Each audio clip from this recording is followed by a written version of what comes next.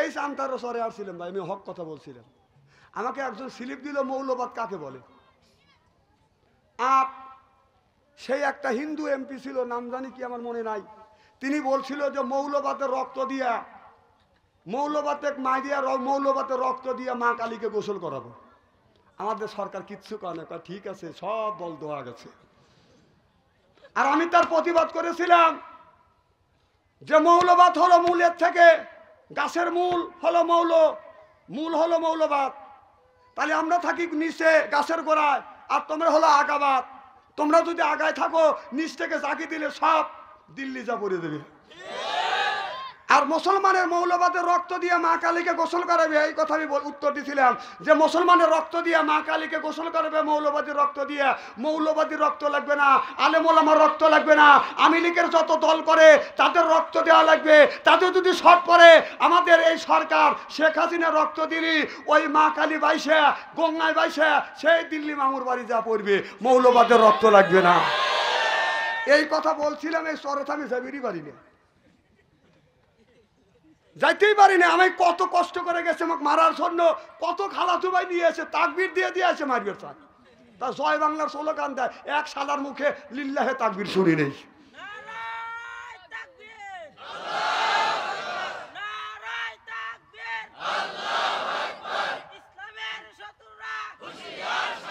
থামেন না, আর সাবধান করার, আমরা খুব সাবধান হয়ে গেছে। ওরা সাবধান হচ্ছে, দেখে ওরা খুঁজে পাওয়া যাচ্ছে না। ওরা কি কম সাবধান আছে নাকি? আবার তোমরা সাবধান করে দিচ্ছেন, ওরা খুব সাবধান। দেখে একটা গ্রামের মধ্যে একটা চামচে নাই, সব নীরব। এই যে শেখ হাসিনা তার এমপিরা, তার চামচেরা ধরা পড়লে 4,000 কোটি 5,000 কোটি টাকা তোর বাপের টাকা।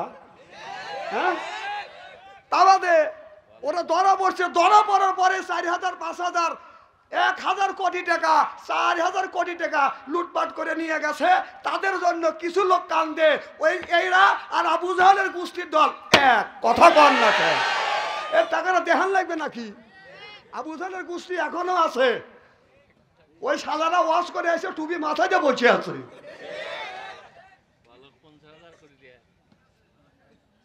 কিছু লোক বড় বড় চোখ করে আমার দিকে তাকা থাকবে। এ কথা কি আমার? আল্লাহ বলছে তাই আমি বলতেছি। আল্লাহ বলছে তাক কিছু বলার, আর আমি বলছি আমাকে নরম পা।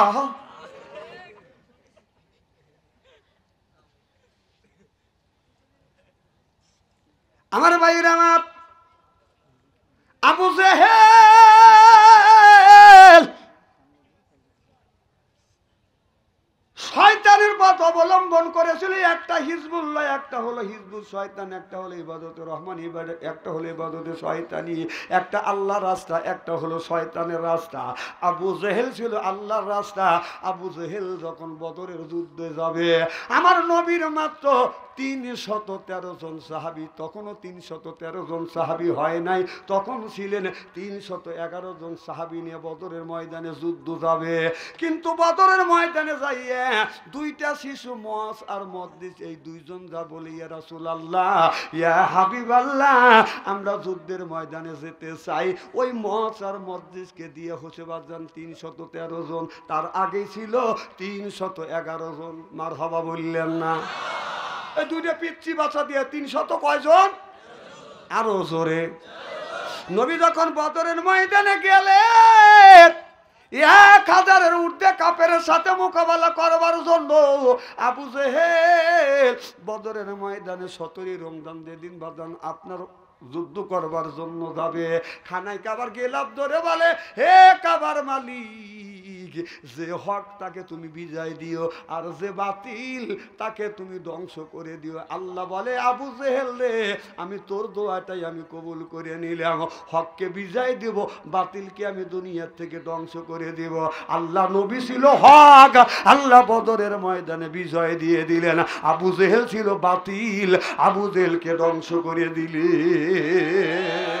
এই জমিনে আবু জাহেলের পেটটা তারা থাকার পরেও বলে আমরা হক, টুপি মাথা দিয়ে বলে আমরা হক, হজ করে আসে বলে আমরা হক। ওরা যে বাতিল, তুই কি কোরআনের চোখ লাগা দেখিস না?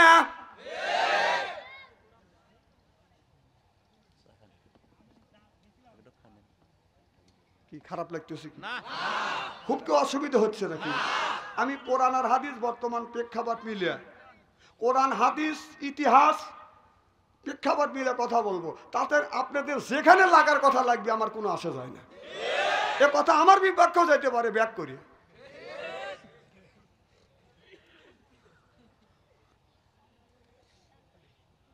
আমার ভাইয়ের, আমার এ মুসলমান ভাইরা, আল্লাহর হাবিবের প্রিয় উম্মতেরা ভালো করে লক্ষ্য করে তো শুনুন। এবার বদরের ময়দানে বাজান যখন যুদ্ধে যাবে, যুদ্ধের সময় আমার নবী আল্লাহর কাছে কান্দে, আল্লাহ আমার সাহাবীরা কম, আমার সৈনিক কম, তীর কম, তরবারি কম, আল্লাহ 1000-এর ঊর্ধ্বে আমি তাদের সাথে মোকাবেলা কেমন করে করব? আল্লাহ 313 জন সাহাবীকে ডেকে ডেকে বললে, তোমরা কি 1000 কাফেলের সাথে মোকাবেলা করতে চাও? সাহাবীরা বলে, ইয়া রাসূলুল্লাহ, ইয়া হাবিবাল্লাহ, 313 জন সাহাবী বদরের ময়দানে যাচ্ছি না। এই বদরের ময়দানে আপনি মনে করেন 300 বাঘ ছাড়িয়ে দেন, সমস্ত কাফের কুত্তার মতো পালিয়ে যাবে। ও আল্লাহর নবী, এমন সাহাবী আপনি তৈরি করেছে, জীবন দিবে কিন্তু তারা পিছপা হবে না। যারা ইসলামের সৈনিক, আল্লাহর জন্য, কোরআনের জন্য, ইসলামের জন্য জীবন দিবে, পিছন থেকে পালিয়ে যাবে না। আমরা যারা মুসলমান, যারা ইমানদার, যারা মুমিন, তারা কিন্তু পিছনে যায় না, সামনের দিকে অগ্রসর হয়।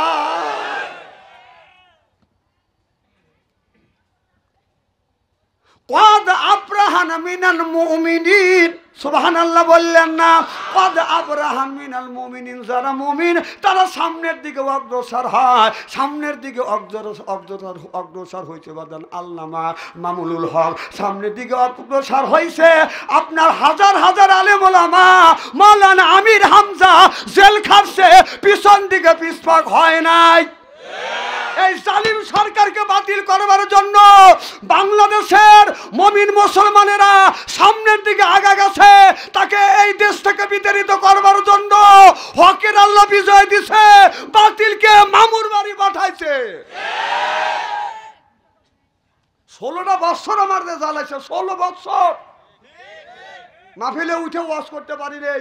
বলছে আমি আওয়ামী লীগের সভাপতি। তাই কি হয়েছে? কয় যে আমাদের সরকারের বিপক্ষে গেলে পাও কেটে হাতে ধরা দেবো। আয় আজকে, আজকে তুই কোনে? আজ তুই কোনে? তোর মা কোনে? আর মাটা করলো কি? মাটা করলো কি? হ্যাঁ শোনেন, ছোট বাচ্চা, বয়স মাত্র 5 মাস। আমার কথা কি বুঝতেছেন? 5 মাসের ছেলেকে রাখে, সন্তানকে রাখিয়া মা যদি অন্য স্বামী কবুল করে, ওই সন্তান বড় হলে কি এই মাঠ দেখতে পারবি? কথা কন। যাহারে মা, তুই ছোট্টবেলায় 5 মাস 6 মাস বয়স তুই আমাকে রেখে অন্য স্বামী কবুল করছিস তোর যৌবনের জন্য, ঠিক এই কাম করছে এই মা। এতগুলি সন্তানকে লালিত পালিত করবার পরে যে খেলা দেখছে, মা সন্তানকে ভালো ধুয়ে দিল্লি যা পলাইছে। আবার তোর বেটা বিড়িরা মামা করে এখনো কাঁদিস? হ্যাঁ, লজ্জা করে না ওই মার লেগে কাঁদিস? কাঁদিস। তোর মাছ কি করলো? তোকে সাগরে বাসায়া, এখানে আপনার সমুদ্রে বাসায়া, যমুনে বাসা থেকে দিল্লি যে আরামে খাচ্ছে। তোর মা আরামে রয়েছে আর দাওয়া খাতেছিস তোরা। বাবা তো মামা কোষ। দেশটা দেউলিয়া বানাইছে সাবেক প্রধানমন্ত্রী, এই দেশটা দেউলিয়া বানাইছে সাবেক প্রধানমন্ত্রী। সোনার দেশটা শোষণ করলো, সোনার দেশটা শোষণ করলো, লুইটা পুইটা খাইয়া রে প্রধানমন্ত্রী। কোথায় রইলেন কামরুল ইসলাম, কোথায় কাদের কাকা? কই গেল সে ওই মহিলার স্যাটাং স্যাটাং কথা? কোথায় রইলেন কামরুল ইসলাম, কোথায় কাদের কাকা? কই গেল সে ওই মহিলার স্যাটাং স্যাটাং কথা? দলের মানুষকে ভাসাইয়া, দলের মানুষকে ভাসাইয়া দিল্লি করলে বাসা রে প্রধানমন্ত্রী। 41 সাল পর্যন্ত ক্ষমতায় থাকিবে, 41 সাল পর্যন্ত ক্ষমতায় থাকিবে, নমরুদের ওই মতো দেশটা শাসন করিলে। ছাত্রদের এই রক্ত নিয়ে কেমন খেলা খেললে রে প্রধানমন্ত্রী। এরপরে মাঝে মাঝে স্ট্যাটাস লেখে আমি বাংলাদেশে আসবো, আমি কই আয় না না, তুমি বাংলাদেশে আসতেছ, বাংলাদেশের কোন লোকটা তোমাকে নিষেধ করতেছে আসার জন্য? হ্যাঁ, তোমার কোন লোকটা নিষেধ করছে? তুমি আসো, তোমার তো আসার অধিকার আছে। কথা কর, এ দেশ তোমার বাপের, এ দেশ আমাদের না, তোমার আসার অধিকার আছে, তোমারও অধিকার আছে, আমারও অধিকার আছে। আমরা তো রয়েছি, তোমাকে যাই বের করছে কেটা? তুমি আসো, স্ট্যাটাস দাও, আসো। এবার তারা যে এতিম পোলা পান, এই শালাকারে এতিম করে দিয়ে গেছে, কায় মা আসবে, তোর মা কৌ?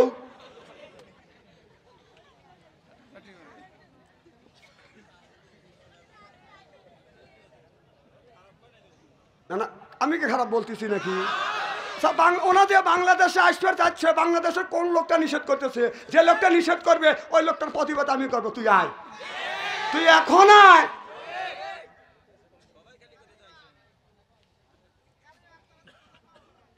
কি একতরফা কথা বলতেছি?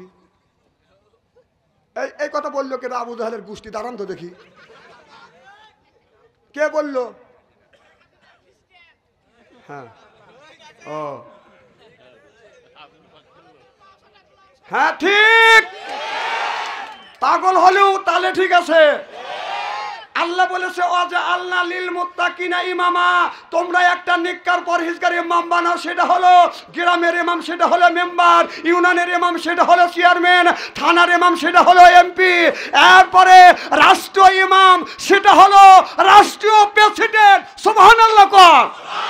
ওয়াজালনা আল্লাহ লিল মুত্তাকিনা ইমামা, একটা নেককার পরহেজগার ইমাম বানা দাও। আল্লাহ এই কথা কোরআনের মধ্যে বলছে।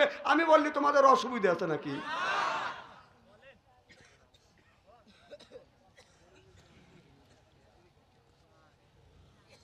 আবু জেহেল বদরের ময়দানে যখন লড়াই শুরু হয়ে গেল,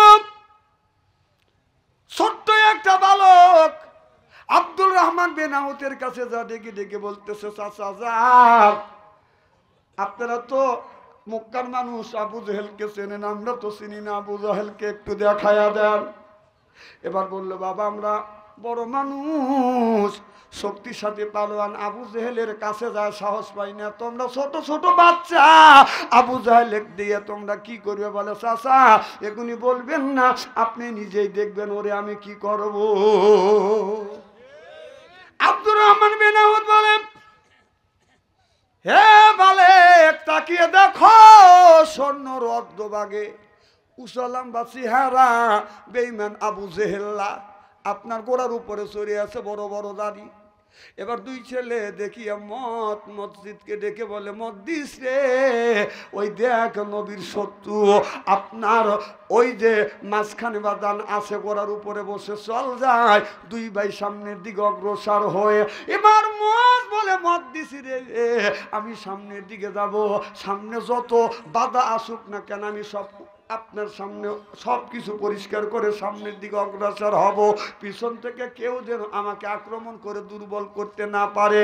দুইবার পিঠ বাদান এক জায়গা লাগাইয়া দুই ভাই যুদ্ধ করতে করতে দেখে আবু জেহেল্লা ঘোড়ার উপরে দুই পা ঝুলা দিয়ে আছে, কিন্তু লাগুর পায় না। ছোট ভাই মুহাদ্দিসকে ডেকে ডেকে বলতেছে, ভাই মত যা, এটা হলো নবীর শত্রু, জীবন ভর নবীরে কষ্ট দিয়েছে। আপনার তরবারি নিয়ে একটা খেজুরের ডাল, সুবহানাল্লাহ বললেন না? এইটা ডাল হয়ে আছে, তরবারি বদন হয়ে আছে, এই তরবারি দিয়ে আবু জাহেলের পায়ে যখন লাভ দেবাদন কোপ মারছে, নবীর শত্রু বেঈমান আপনার ওই বদরের ময়দানে পড়ে গেছে। দুই ভাই তরবারি হাতে নিয়ে কোপা কোপা জমিনের মধ্যে বদন শোয়ে ফেলছে। দূর থেকে আবু জাহেলের বড় ছেলে একামা দেখে চিন্তা করতেছে, আমার বাবাকে জমিনে ফেলে দিয়েছে, এটা সহ্য হয় না, দৌড়াইয়েছে আবু জাহেলের ছেলে মজের আপনার বাম কাঁধের উপরে এই জায়গা বাদান কোপ মেরেছে, অমনি হাতটা বাদান জমিনের মধ্যে বাদান পড়ে গেছে। এই হাতটা যখন পড়ে গেছে, হাতটা ছিন্ন হয়ে গেছে, কিন্তু বগলের নিচে একটু ঝুলতেছে। এইটা নিয়ে মজ জোরে চক্কর দিতে পারে না, জোরে দৌড় দিতে পারে না। হাতের দিকে তাকাইয়া চোখের পানি ফেলে দিয়ে দিয়ে কান্দে, হাতে তুই আমার যুদ্ধের ডিস্টার্ব করবি, আমি নবীর সৈনিক হয়ে আসছি, ডিস্টার্ব করবি। হাত দেখ আমি তোর সাথে কি ব্যবহার করি। এই হাতটাকে বদরের ময়দানে সিট করে শোয়াইয়া ডান পা তুলে দিছে, তুলে দিয়ে জমে জোরে টান মারছে, হাতটা ছিন্ন হয়ে তাইফের বদরের ময়দানে থরথর থরথর করে কাঁপতেছে। হাতের দিকে তাকাইয়া বলে, হাতেরে কিয়ামতের ময়দানে সাক্ষী দিবি আমি নবীর জন্য এই হাত আমি কোরবান করে দিয়েছি। এদিকে আব্দুল ইবনে মাসউদ যিনি আবু জাহেলের বৈঠকে যায় কোরআন তেলাওয়াত করতেছিল, আল্লাহ নবী বললেন, আব্দুল ইবনে মাসউদ রে, আবু জাহেলটা বৈঠক করতেছে আমাকে মারার জন্য, ওই জায়গায় তুমি কি যায় কোরআন তেলাওয়াত করতে পারবে? আব্দুল ইবনে মাসউদ বলে, ইয়া রাসূলুল্লাহ, ইয়া হাবিবাল্লাহ, আপনি যদি অনুমতি দেন ওই জায়গায় আমি কোরআন তেলাওয়াত করব।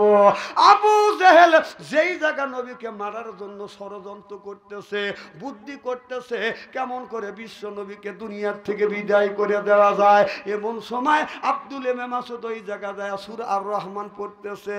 আর রহমান আল্লামাল কোরআন খালাকাল ইনসানা আল্লামাহুল বায়ান।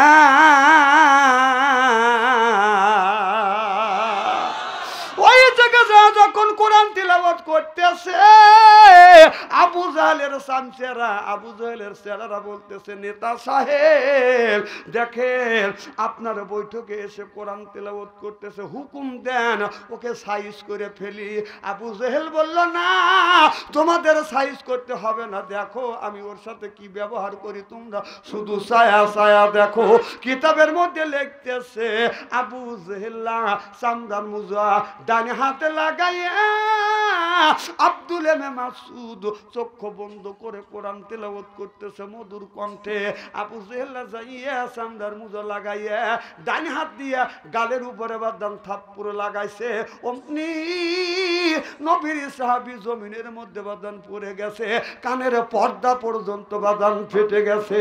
আব্দুল ইবনে মাসউদ কান থেকে রক্ত বের হয়ে আসতেছে, এই রকম করে কানের উপর হাত নিয়ে আমার নবীর দরবারে হাজির হয়। আমার নবী দূর থেকে দেখিয়া দাঁড়িয়ে গেলেন, সাহাবীরা দাঁড়িয়ে গেলেন, আমার নবী গেছে আর বলে, আব্দুল ইবনে মাসউদ রে তোমার কি হয়েছে? আব্দুল ইবনে মাসউদ বললে, ইয়া রাসূলুল্লাহ, ইয়া হাবিবাল্লাহ, কানে কিছু শুনতে পাই না। কাছে যখন গেল আব্দুল ইবনে মাসউদ বললেন, ইয়া রাসূলুল্লাহ, ইয়া হাবিবাল্লাহ, আমি যখন কোরআন তেলাওয়াত করতেছিলাম বৈঠকে যায় আবু জাহেল হাতে চামড়ার মুজা লাগাইয়া আমার কানের উপরে এমন জোরে থাপ্পড় বসাইছে, আমার কানের পর্দা ফেটে গেছে, ওই আমি কানে কিছু শুনতে পারছি না। সাহাবীরা কান্দে, নবী কান্দে, আব্দুল ইবনে মাসউদ কান্দে। ওই সময় জিবরাইল আলাইহিস সালাম এসে মুস্কি মুস্কি হাসতেছে।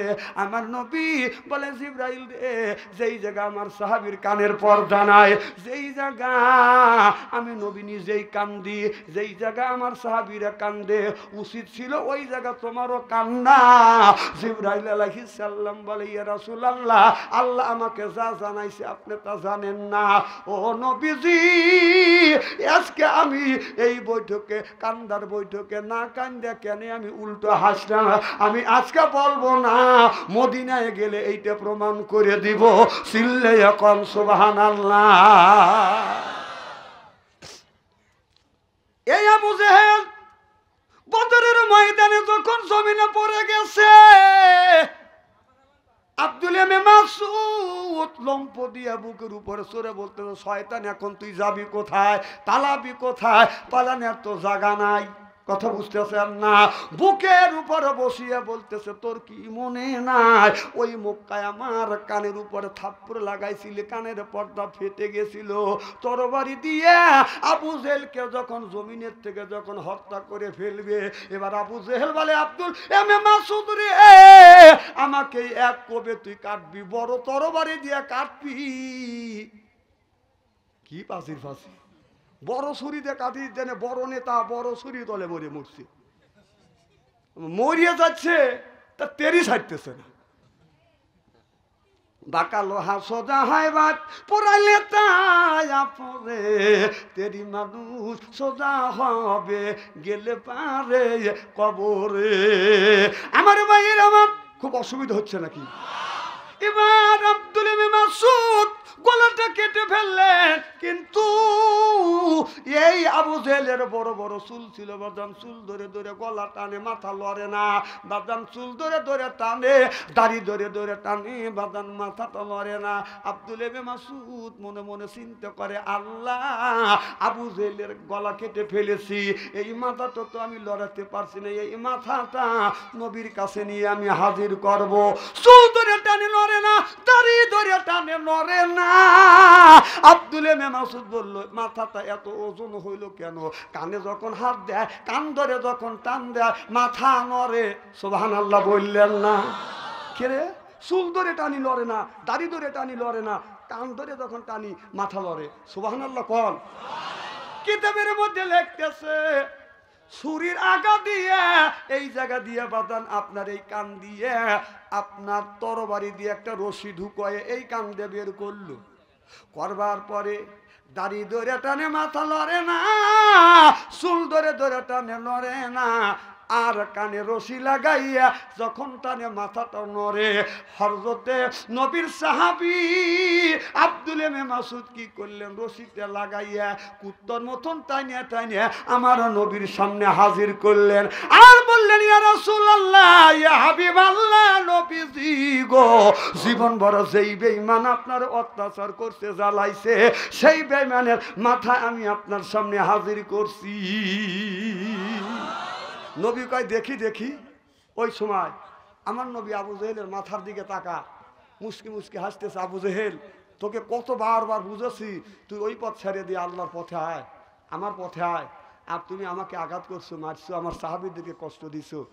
রসুল মুস্কি মুস্কি হাসতেছে। ওই সময় সেই জিবরাইল আলাইহিস সালাম এসে হাজির হয়ে গেলেন। সুবহানাল্লাহ।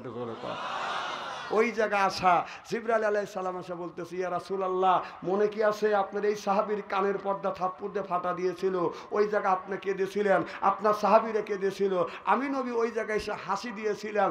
আজকের ওই জায়গাকার হাসি মক্কার হাসি, আজকের মদিনায় আপনি হাসতেছেন, এই হাসির সাথে ওই হাসির মিল আছে নাকি? সুবহানাল্লাহ।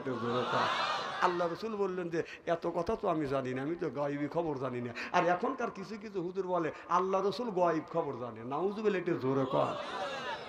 কতক লোক কয় নামাজ নাই, রোজা নাই, হজ নাই, জাকাত নাই, ওরা গদর কয় কার যারে দেখিলাম না আমি নয়নে তারে বসি বল কেমনে। মাটি কেটে খাও গা, তেল ধরছে তাই না? নামাজ নাই, রোজা নাই, কি বন্ডামি শুরু করে দিছে। এইরকম লোক আসে না নাই? আল্লাহ বললেন কোরআন কারীমের মধ্যে ৮০ থেকে ৮২ জায়গা বললেন আকিমুস সালাহ, নামাজ কায়েম করো, অতু যাকাত আদায় করো, কুতিবা আলাইকুমুস সিয়াম, রমজান মাস আসছে রোজা রাখো। এ কথা কার? আজকে নামাজ নাই, রোজা নাই, মাথায় রাখে বড় বড় জট, হাতে হলো বালা, গলায় হলো মালা, পরনে হলো পাটের শালা। আমি হিসেব করে দেখলাম ওই লোকটাই হলো অরিজিনাল শয়তানের শালা। নামাজ নাই, রোজা নাই, হজ নাই, জাকাত নাই, গাঞ্জার কলকে হাতে নেয়, গাঞ্জা খায় আর কয়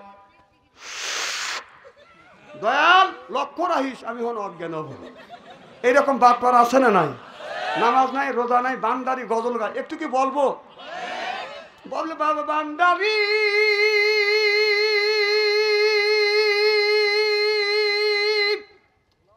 আলিফ লাম মিম ৩ হরফে ৩০ পারা কোরআন তার ভিতরে, বান্দারি কয় বাড়ি গাড়ি পাবি, ও যে বান্দারি করিলে দোয়া, যেথায় যাবা চাকরি পাবা, কাগজ কলম সেরা বাবা করে মাস্টারি, আমার দয়াল বান্দারি। কাগজ কলম সেরাই বাবা করে মাস্টারি, কাগজ কলম সেরাই বাবা করে মাস্টারি, আমার দয়াল বান্দারি। বাসু আনসারি কয় অল্প দিনে তোর কপালে গুড়ি রে, তোর কপালে গুড়ি। ওলি আল্লাহ বাংলাদেশ, সহমকদুমের বাংলাদেশ, সৈয়দুল্লাহর বাংলাদেশ, খানজাহানের বাংলাদেশ। আল্লাহর ওলিরা জমিনের বুকে আছে, বুকের তাজা রক্ত বুলেঙ্কিত করে দিয়ে এরপরে ইসলামের পতাকা উড্ডীন করেছে। চিল্লা বলুন ঠিক কিনা?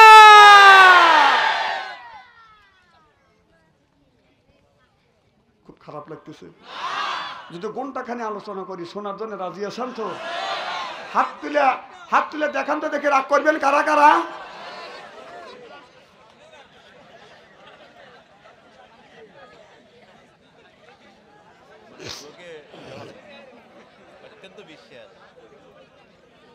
আপনাদের এই বিশ্বাস দেখে আমার অন্তর ভরে গেছে। আমি অন্তর থেকে দোয়া করি আজকের এই মাহফিল, আল্লাহ এই মাহফিল আজকে কবুল করে নিবে। আমিন কর, জোরকন।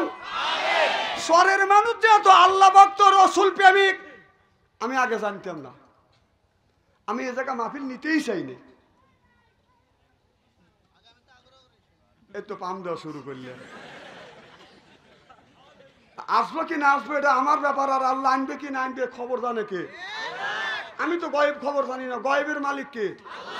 আমাদের নামাজ নেই, রোজা নেই, গাঁজা খায়, কি হয়েছে? মক্কার ঘরে কুত্তে খেদাচ্ছি, এখানে বসতে কি বললাম, এই বাচ্চা একেবারে গুলি করে ভালো দেবো কিন্তু আমি। শোনেন, নামাজ কি ফরজ, নামাজ কি? এই কোরআনের কথা হাদিসের কথা শোনাও হলো ফরজ। এটা একটা ইবাদত। এইটা যদি ইবাদত হয়, এখানে কেন আপনারা ওঠা বসা করবেন?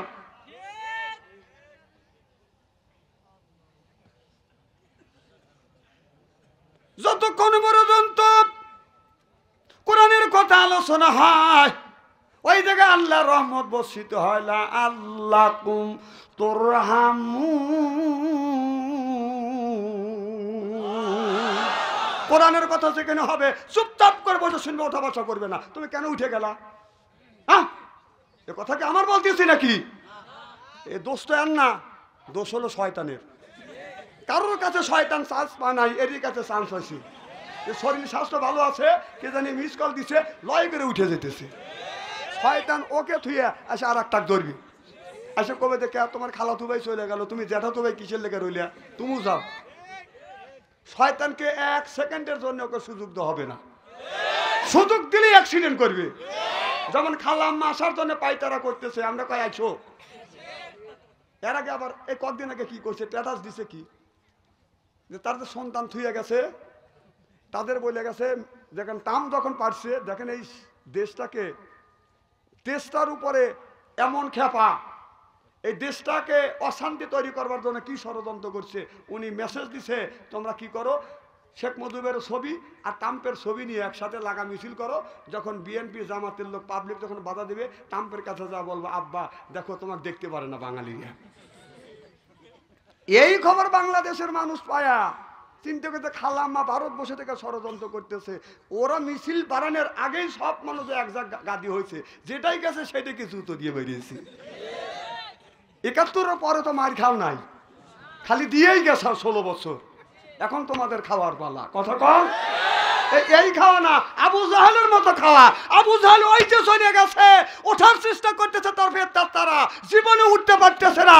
তুমি তখন আবু জাহেল যখন উঠতে পারে নাই, তুমি আবু জাহেলের খালাতো ভাই, তুমি কেন তোমার পেতার তারা জীবনেও আসতে পারবে না বাংলাদেশে। খুব জ্বালাইছে ১৬ বছর।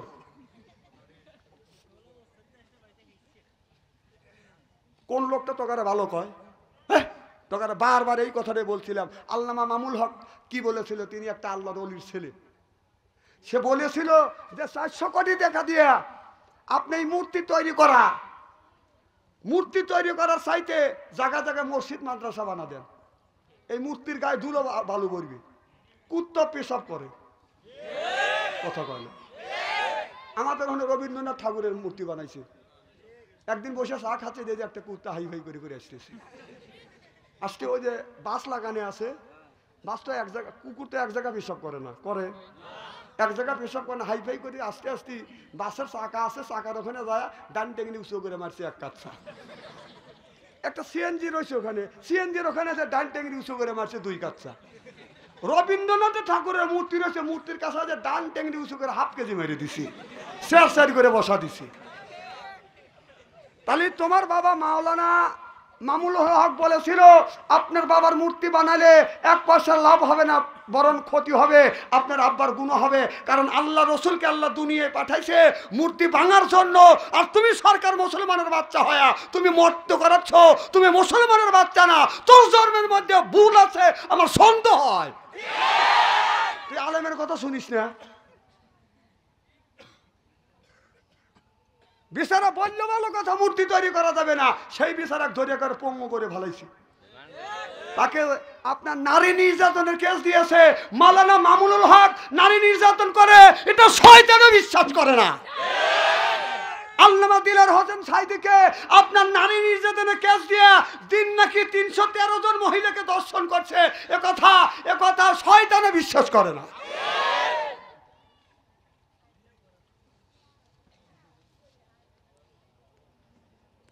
ওই দেখেন বড় বড় চোখ করে তাকা রয়েছে।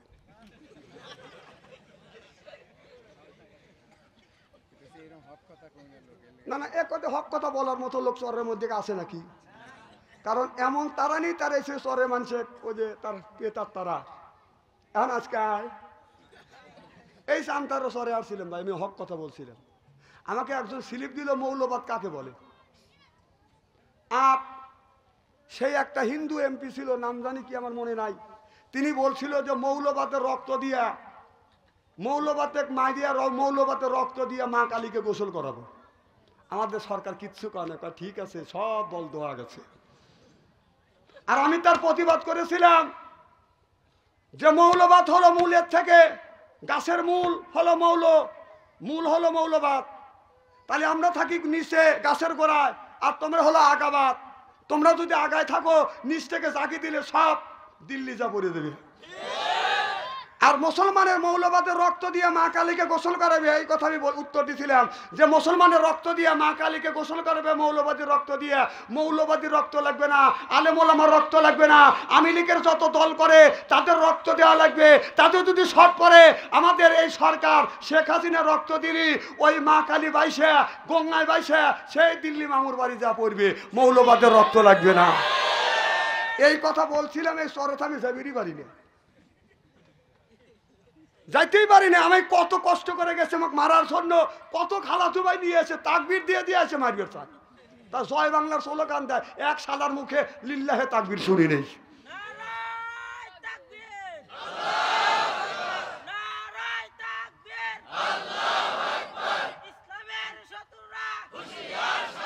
থামেন না, আর সাবধান করার, আমরা খুব সাবধান হয়ে গেছে, ওরা সাবধান হচ্ছে দেখে ওরা খুঁজে পাওয়া যাচ্ছে না। ওরা কি কম সাবধান আছে নাকি?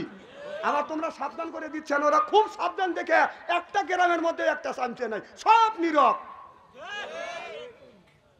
আবার কখন আসবে, যদি আসতে পারে, দেখেন না চৈত মাস যখন হয় ব্যাঙের কোনো খবর নাই, নীরব। পুকুরের কাছে যাবেন, খালের পাকারের কাছে যাবেন, একবারে নীরব। যেই টুপ করে বৃষ্টি পড়বে, এই ব্যাঙ একটা করে কি, লাভ দিয়ে এসে চেয়ার করিয়ে লাভ দিয়ে পড়েই চেয়ার 10 হাত থাকে যায়, ও মধ্যে ডাক দিবে মুখ সেত। বাম পাশ থেকে আর একজন লাভ দিয়েছে,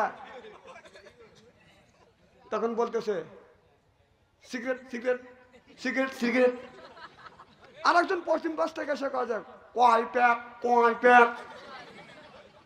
দক্ষিণ পাশ থেকে আর একজন এসে কাছে, জানিস না পরমাণিক কি খায় নেতা মানুষ, 5 প্যাক। আর একজন পূবের মুহূর্তে এসে কাছে কিসরিগেট। আর একজনকে জানিস না নেতা কি খায়, কেটু। এই যে ব্যাঙের মতো নীরব হয়ে গেছে, যেই অমুর থেকে মা জননী কাঠি লড়ায়, তখন এমুর থেকে এসে খায় মুখ সেত। আরো মুখ সেত করছিস, তোকে সিগারেট খাওয়া ছাড়বো, কেটু থাক।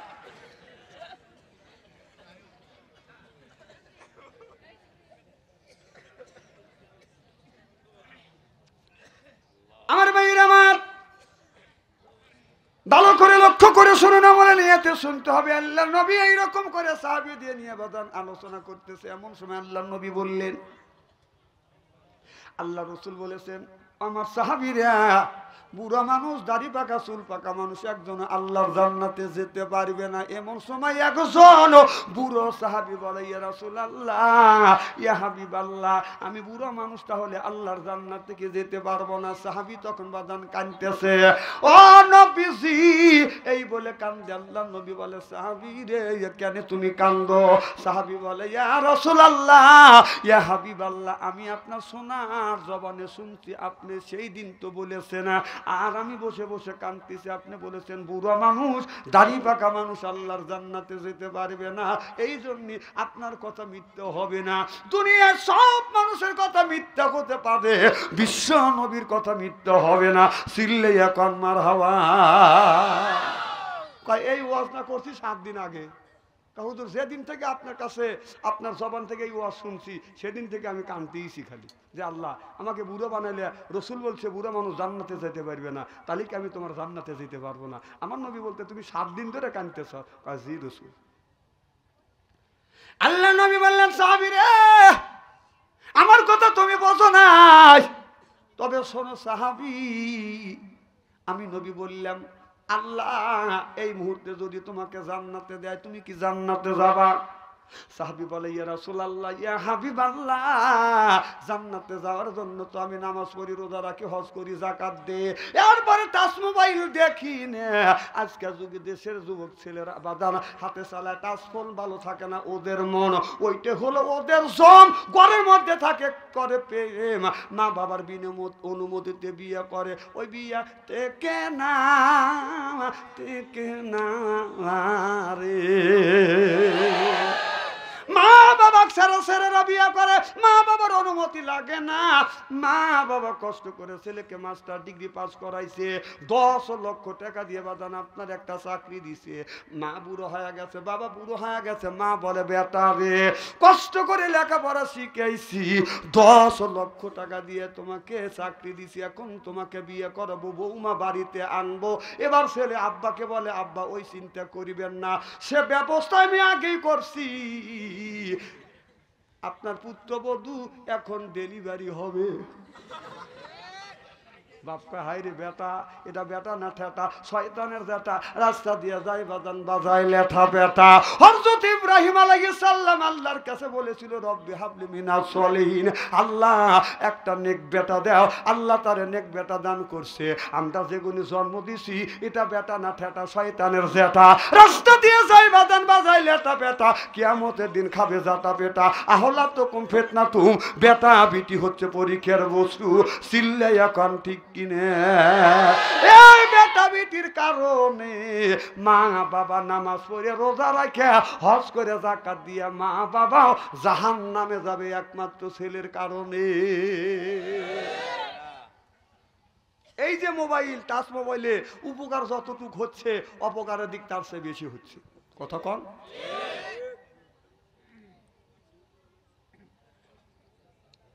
বাবা 5 বার হজ করে আসছে, নামাজও ছাড়ে না, ইসলামী আন্দোলন করে, তাবলিগ জামাতে যায়, ছেলের কাছে টাচ মোবাইল দিয়ে মসজিদে যা কান্দে, রব্বানা জালামনা।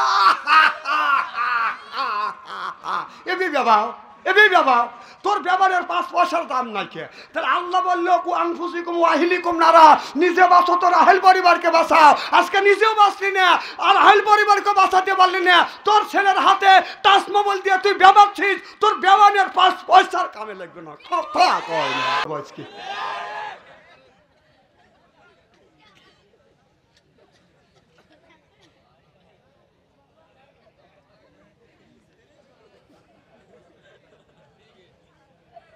আমি যদি কোরআন হাদিসের বাইরে যদি একটা কথা বলে থাকি, বর্তমান প্রেক্ষাপট মিলে ওয়াজ করি, তেলে আমি ওয়াজ করি না। তেলে ওয়াজ করা দিন চলে গেছে। এটা অন্যায়, এটা করা যাবে না, এটা ন্যায়, এটা করতে হবে। ন্যায়ের পক্ষে কথা বলতে গেলে জেল খাটার দরকার হলে জেল খাটবো, জরিমানা দেওয়ার দরকার হলে জরিমানা দিব, প্রয়োজন হলে ফাঁসির মঞ্চে উঠবো, বাতিলের সাথে আপোষ নাই।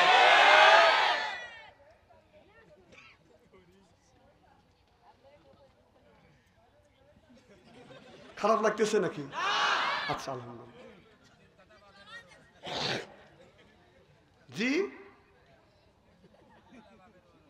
ইউসুফ কথা বাদ দিয়ে পাবো।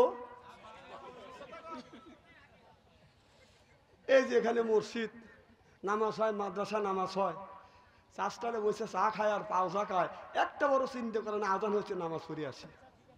তোর বিবেকে একটুকু মানে না, আবার আজানের সময় খালি বিড়ি টান দেয়। সি সি সি আরে মানুষ বিড়ি তোর বড়, একজনকে তো হুজুর খালি বিড়ি আর গাজার বিড়ি তো কথা পান, বিড়ি খাওয়া দোয়া জানি, দোয়া পরে বিড়ি খাই। জীবনে অনেক পড়াশোনাই করছি শুনছি, কিন্তু বিড়ির তো দোয়া জানি না। কথা তো জানবে না, চোখে দেখো না, তুমি কি দোয়া? আল্লাহুম্মা ফিমা, বিড়িটা না।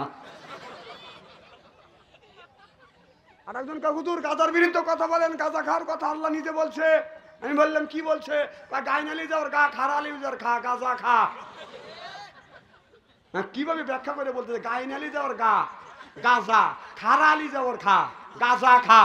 আমাকে ভাঙে ভেঙে বুঝাচ্ছে। আমি তখন ভাঙে ভেঙে বুঝলাম গাই ন পেস গু, খারালি যাওয়ার খা। তাহলে এখানে বললো গু খা। এটা বলছে কথা তো দেখিনি, কম যে আগে কইছে গাজা খা, তারপরে বলে যে যারা গাজা খা ওরা গুও খায়। পাশানের রাস্তা নাকি?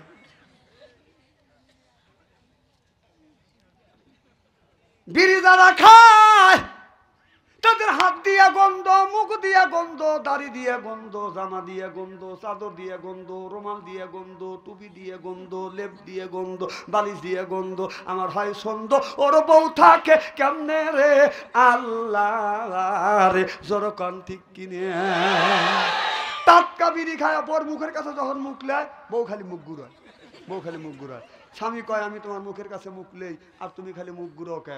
বউ কয় যে শরমও করে, লজ্জাও করে, এই মাত্র টাটকা বিড়ি খায়া আমার মুখের সাথে মুখ লাগাইছিস, তোর পাশার চাইতে তোর মুখের গন্ধ বেশি। বিড়ি খাও, তুমি ব্রাশ করতে পারো না? হ্যাঁ বিড়ি খাওয়া জায়েজ আছে এক জায়গা, টয়লেটে যায়। টয়লেটে যাইয়া মানুষ বিড়ি যখন টানে, বিড়ি মধুর মধুর লাগে, বিড়ি মধুর মধুর লাগে। এরা কয় ঠিক, তাহলে বোঝা যাচ্ছে ওই জায়গায় যাই বসাও।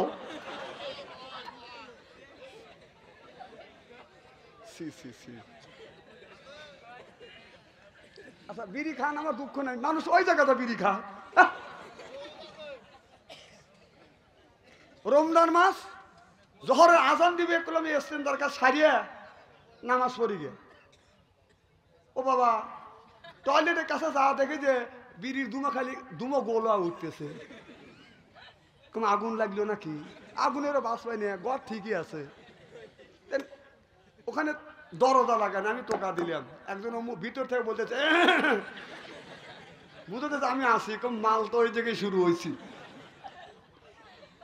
আমি দাঁড়া আছি, উনি ওখান থেকে বের হয়, আমার দেখেই না আসসালামু আলাইকুম হুজুর, আপনার ওখানে আমি দেখি নি কে, না পাক ভাবেই সালাম দিতেছে। ভিতরে যাওয়া দেখি যে বিড়ির দুমো উঠতেছি, ঠাসি দিছে।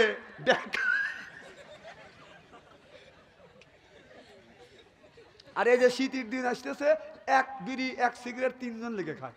আমি নিজে দেখছি, আমাদের এলাকায় দেখে বসে রয়েছি শীতের মধ্যে, একজন বিড়ি খা টান দিয়ে আর একজন এক দিচ্ছে, আর একজন টান দিয়ে আর একজন এক দিচ্ছে। এই দুই আঙুলের মাঝখানে ভালাবার পারে না দেখে, হে শীত করে ভালালে তিন আঙুলের মাঝখানে ভালা দেখে টান দিয়ে ছেড়ে দিচ্ছে, টাকা দিয়েছে বিড়ির জান যাই যাই বা। এই একটা বিড়ি যদি তিনজন লেগে টানে, এই বিড়ির জানে কুলে নেড়ো আছে নাকি?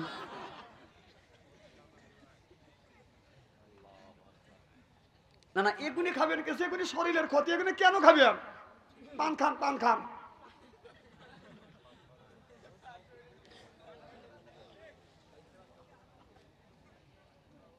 হ্যাঁ বিড়ি খাওয়া যায়, বসে বলতেছে যতটা হুজুররা খায়, মানে হুজুর কারে ধরতেছে, হুজুরও যতটা খায় ঠিক আছে, যতটা খায় 1 কোটি বার যায় আছে, 200 কোটি বার যায় আছে, আমি প্রমাণ করে দেবো।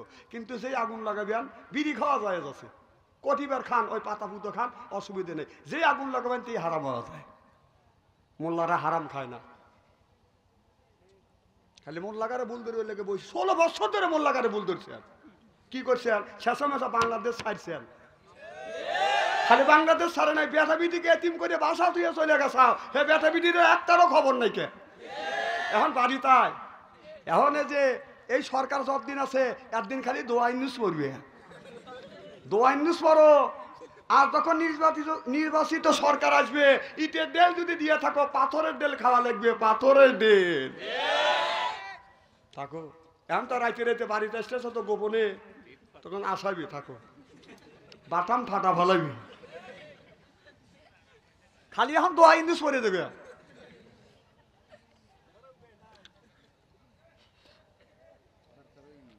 আমার আমার হ্যাঁ সরকারও ইন্নুস, সরকারও ইন্নুস, দোয়াও ভরতেছে ইন্নুস, পড়ো দোয়া ইন্নুস পড়ো। এবার সাহাবী বলে রাসূলুল্লাহ, ইয়া হাবিবাল্লাহ, আল্লাহ যদি জান্নাতে দেয় আমি জান্নাতে যাব, এই জন্যই তো আমি নামাজ পড়ি, রোজা রাখি, হজ করি, যাকাত দেই, কোরবানি দেই।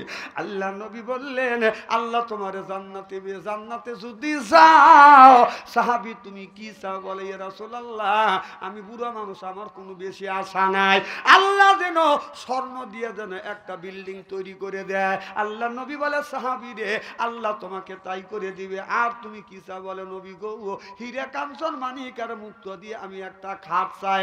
আল্লাহ নবী বললেন হীরা কাঞ্চন মানিকার মুক্ত দিয়ে আল্লাহ তোমাকে একটা খাট দিবে।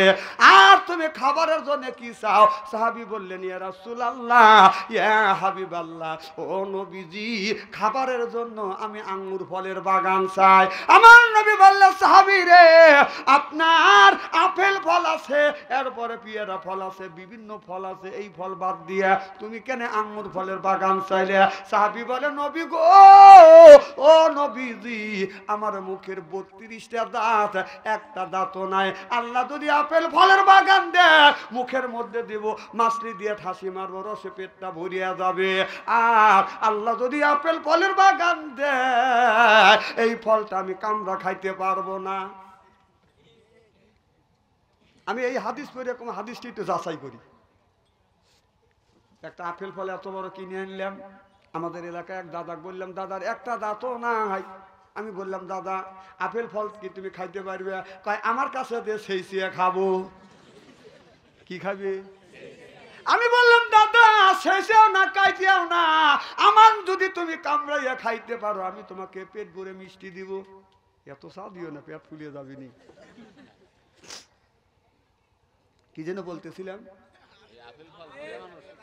আমি বললাম চাচা, আমি বললাম দাদা আপনি যদি ফলটা কামড়া খাইতে পারেন, আমি আপনাকে কামড়া যদি খাইতে পারেন এই ফল তো খাবেন, আমি আপনাকে মিষ্টি খাওয়াবো।